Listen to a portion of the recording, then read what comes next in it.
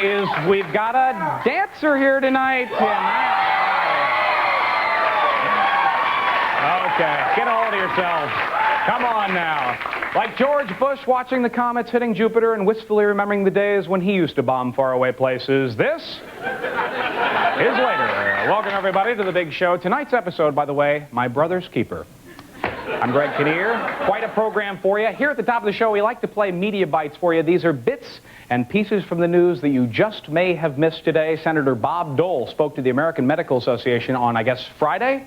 Was it Friday? It was Friday, and took the president to task over his health care plan. Dole, not surprisingly, favors, of course, his own proposed plan, and he highlighted these differences between his and the president's. Take a look at this, please. Senator Bob Dole, who has his own health care reform plan, predicted debate is going to get kind of ugly for the next few weeks. We don't have employer mandates. We don't have new taxes. We don't have price control. We don't have mandatory alliances.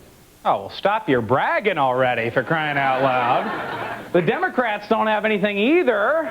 You? Okay, let's move on. We've got dancing.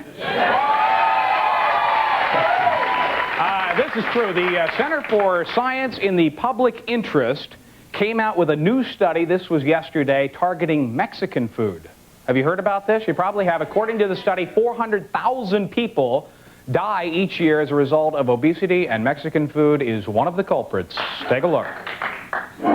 So you say chili relleno, beef chimichanga, a taco salad, or nachos drowned in guacamole and sour cream are to die for? Well, that may be truer than you think, considering a leading public interest group says one meal can be the equivalent of eating a whole stick of butter.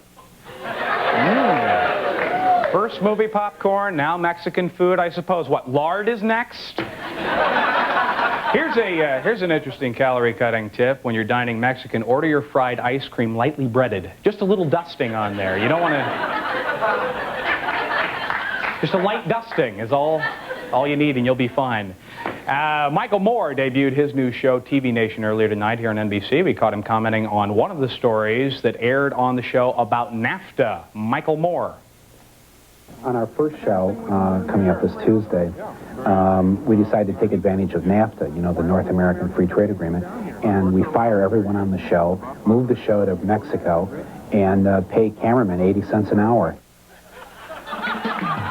Tonight, it's Roger Clinton. He's at the NBC studios in Ixtapa, Mexico, and he's later with Greg Kinnear. Nah, never work.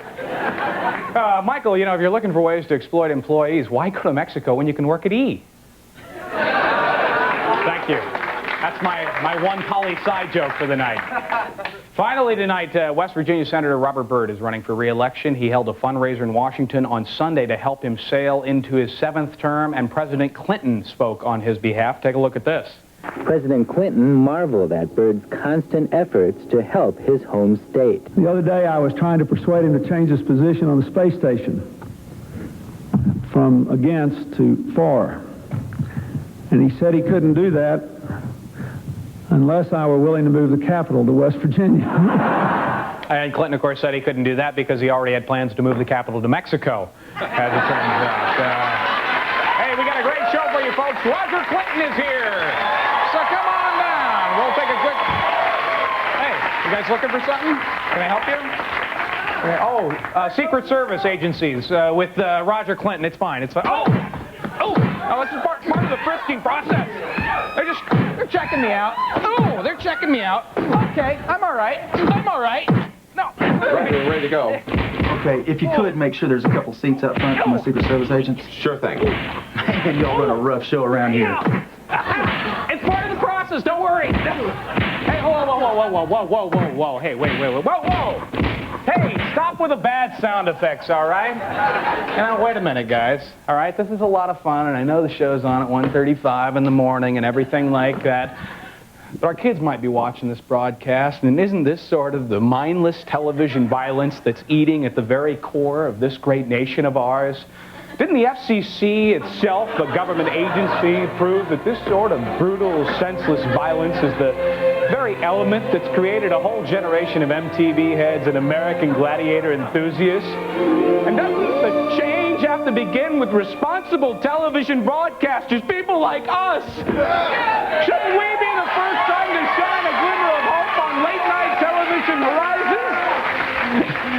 All right, then. What? Oh, yeah. We'll be back with Roger Clinton. Yeah. Oh, yeah.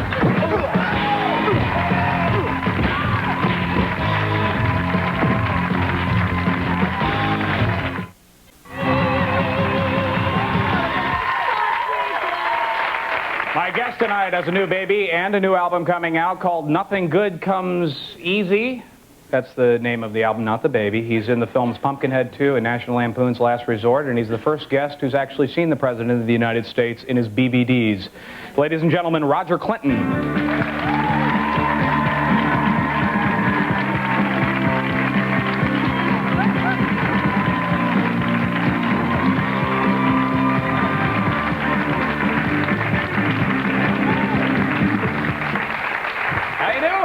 Great, great. Welcome to the big show. Hey, everybody. Yeah. That's everybody up there. That is everybody. Yeah. How's things going? I understand as of 9 weeks ago, you are officially a dad. Oh, yes. Yeah? Baby boy, Tyler Cassidy Clinton. Congratulations. Thanks. How is both my brothers have boys, and I know that the first couple of weeks can be somewhat troubling and difficult, being up at 4 or 5 in the morning, which means you could watch this show. How's it going for you? Well, he hasn't quite started waking up around the 1:30. He wakes up around 3, just, 2:30, 3 o'clock. I just miss it. But from what I hear, he's going to start waking up earlier. I can start watching later. Sure. See? Sure. Well, okay. Good luck to you. Thanks. Thank you. Were you prepared for fatherhood? No. No. Is that a no that I'm getting from you there? That was a lot of no's. I tried to prepare as well as I could, but I think it's one of those situations, I had advice from all the experts, and it was great advice, but it doesn't really sink in until they hand you that baby. Man, it's a great thing. It really is. It's a great event, instantaneous change, and I think it was a welcome change, actually. Sure. That's the part I wasn't sure about. I guess one of the experts could be potentially your brother, Bill. He's obviously been through parenthood himself. Has he met the Tyler? Yes. He has. At, I think it was 7 days or 8 days, he was in Santa Monica, so we took Tyler up. My wife and I took Tyler up to the hotel where he was in Santa Monica. Yeah. And he was out jogging, and he came back. We were already in this room waiting for him, and it was like, I'm serious. If y'all could have seen his expression, it was really wonderful. He was like a kid in a candy shop. Him and the 560 Secret Service guys? There were only 3. Only 3? Only 3 in the room at the time. But he's real excited. He's a very, very proud uncle. Very proud of I guess, the first nephew. And you guys chose, I guess you got married down in Texas. Was there ever any talk about getting married at, or for that matter, in the, what's it called? The White House? White House. Yeah, I've heard of it, sure. There was talk about a White House ceremony. Hillary and Big Brother requested that we... Now, Big Brother, is that some sort of secret code name that I don't know about?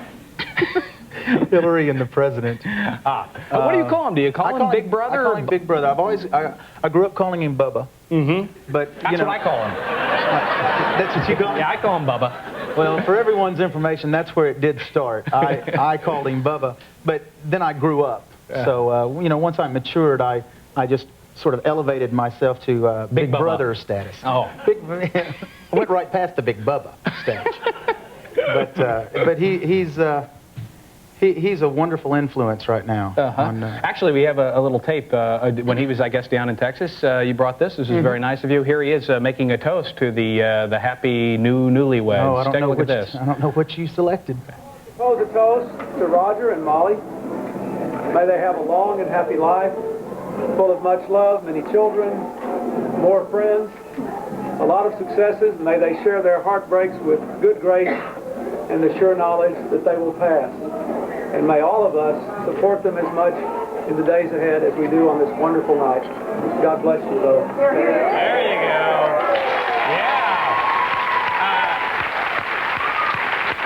How has it been? It must be absolutely a bizarre scenario to have the guy that you grew up with and were kind of throwing stones in the lake with and was beating up on you is all of a sudden, well, running the largest superpower in the world. What actually has been going through your head through this whole process? Did y'all get that? I tell you, to be quite honest, Greg, it's one of those instantaneous things that you don't get a chance to prepare for. There was no rehearsal period for being first brother. You know, once the election night, once the results are in, you're automatically first brother, and you're sort of thrust into that situation. So I just try and do the best I can do at a situation that I had no experience at whatsoever, and it really gets overwhelming. I mean, there are times when I still can't believe, you know, that he is the head of the superpower like that. It's amazing. But he is. But he is. Do you spend, what happens over there at the White House? Do you spend a lot of time over at the White House, sleepovers and whatnot? Yeah, Where do you stay when you sleep over at the White House? Well, I've stayed a few times. I stayed in Lincoln's room one time, just because, I guess. Everyone always says, oh, I've got to stay in Lincoln's room. So everyone thinks that... Did y'all get that? I guess... I guess Mary is still flying around somewhere. So for some reason, I think Mary was a little kook or something. I didn't know anything about her, but I try and stay close to the solarium. That's where they serve the meals. Sure. Now, can you order food? Is it like a hotel, 24 hours a day, order up snacks to the room? Well, you can, but I don't like to do that. How about Big Brother? Well, I think he likes to do that. How do you feel? Obviously, he takes a lot of hits from the press. We've been known to take a few shots here and there. Everybody does. It's part of the business. Right. Does it bother you personally when you see those types of things? Well, sometimes I think, and if you don't mind, I'm going to use you as an example because I think you're an example on the positive side. There's sarcasm. There's fun type of sarcasm, I think. Sure. A funny type, of playful type, and then there's the hateful type. And it's you know, I can distinguish it as a rule. Right. I think. Yeah, no, I think you can. I think your instincts are perfect. But it's tough. It's tough from a personal standpoint, you know, because I have a real close bond with my brother, and it's really tough, the personal attacks and things sometimes. But if he can take it, I've got to be able to take it, you know. Can you call him up at any time? Anytime. You can? Can we try calling him here? What do you say, folks? Can we? I'll tell you what. We'll do a quick commercial break, and we'll call the president. We'll call the president. Get back right after this.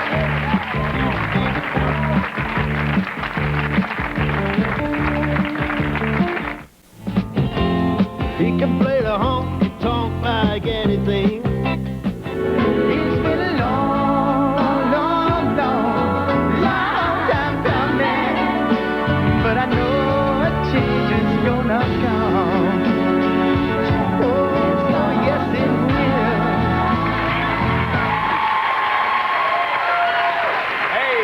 With Roger Clinton. And we're calling Big Bubba. Now, you gave me the top secret White House line given out to only executives and dignitaries like myself. I'm going to call it here now. Now, how often do you call him on a fairly regular basis? Yes. We talk 3 or 4 times a week. Do you? Yeah. Easily. Okay. Oh, here we go. No, didn't do it. Okay. We're calling Big Bubba. You say how often a week? 3 or 4 times a week. He'll call or I'll touch base with him. And do you, when you do call him at the White House, is this usually the number that you go through, or you probably have a secret? This is the number I go through. This is one of the numbers I go through. Okay, now I have her on. Hold on. On there, but don't hang up. Put the phone down. Don't put it on. Hello? I lost her again. No. Oh, hi. Hi, how are you? No. Oh, no. All right. I'm sorry. I'm getting it this time. What do they do if you crank call the White House? I was going to say, I don't know. I might never get the call again. Is your refrigerator running? Do I need to hit on air? Okay. I'm not doing anything wrong. I'm not doing anything wrong. Oh, jeez, no wonder. There it is. White House. Hi, this is Roger Clinton. I'm calling for my brother. Is he in? One moment. Sir, the number you're calling from, please? Yes, ma'am. Ma'am, he's calling from a program called Later with Greg Kinnear. Ever heard of it? 818-840. Ma'am? It's 818. 840. 840. Wait, 818. Yes, ma'am. 840. 6070. Thank you. One moment. This is brilliant, isn't it? Remind me to make more phone calls to the White House. Is there any chance whatsoever we potentially could get through Well, here? if he's at the house, yes. He can get on right now? It's 10 o'clock. But it's 10 o'clock there, so, you know, usually he's not even through with meetings. He's not even back at the house unless there's some big meeting there. Yeah. Usually he's still out meeting with folks. What a trip, though, if he pops on the phone It'd be right a big now. trip, yeah. Wouldn't this be great? Yeah, it'd be a big trip. Yeah, it might be a real big trip tomorrow when I talk to him. When I get that special call from him tomorrow. By the way, we'll all be able to talk to him, right? Exactly. Okay, great. Let's talk while we're waiting here, because I have a feeling this woman's going to put us on hold for about 4 to 5 hours. You got some upcoming album coming out. Yes, I do. That we're looking forward to, I guess, around September or this fall. Right. Tell me a little bit about this.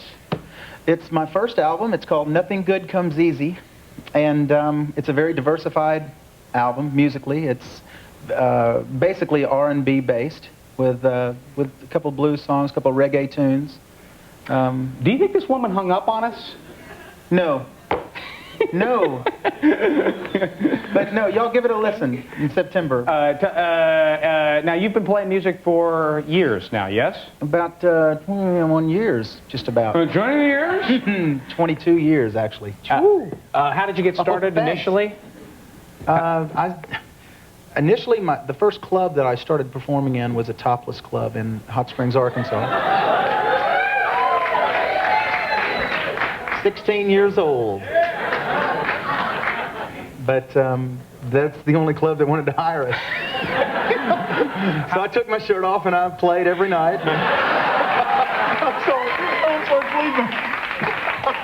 So you were one of the acts. Yeah. I think we're gonna have to hang up here. Well, doggone it. What? Oh, they keep telling me not to hang up. We'll go to a commercial, and then we'll come back in a second. What do you say? That's fine. We'll do a quick break and be back with Roger Clinton. Don't go away. I'd love it if you could.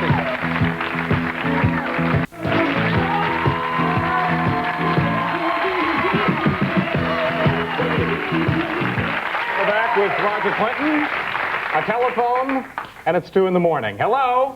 Yes, sir. This is the White House operator speaking. Yes, ma'am. The president is not available at this time, sir. He is in a meeting presently. Is there a telephone number that Mr. Clinton can be reached? Well, no, ma'am. I'm at the television show right now, and I don't think I'll be here. Take it down. You know, I don't really know, actually. I guess he can call me. If he can't call me at the number that I left just a minute ago, yes, sir. in the next few minutes, then just tell him to call me at home. All right, sir. We'll give him that message. Thanks. Thank you. Bye. Goodbye.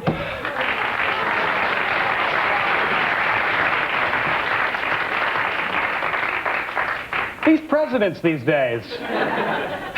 He can't be still doing work. Well, that was a very nice gesture on your part for trying to call the guy, for crying out loud. Now he's going to call you tomorrow and he's going to say, why are you bothering me, for crying out loud? We got to do a quick bit of business here with the later letter. This is a letter written to you by the previous night's guest, Patti LaBelle. She writes, are we doing okay? We're going to get out of here real quick, but she writes, Dear Roger, what did you do with your last hot liquor? What exactly is that? I have no earthly idea. I wish she was here to explain it. Did you look at it or consume it? Love, Patti LaBelle. And will you be at the party August 2nd? I want to sing to you, baby. Well, Well, I will be now, but actually I don't know. I don't know what town it's in. I don't know what the event is, and I don't know what she's talking about. Actually, I'm as confused as you. Which means we're going to say goodnight, folks. We'll see you tomorrow night with Julia Sweeney. Take care. Thanks, Greg. Thanks, Roger.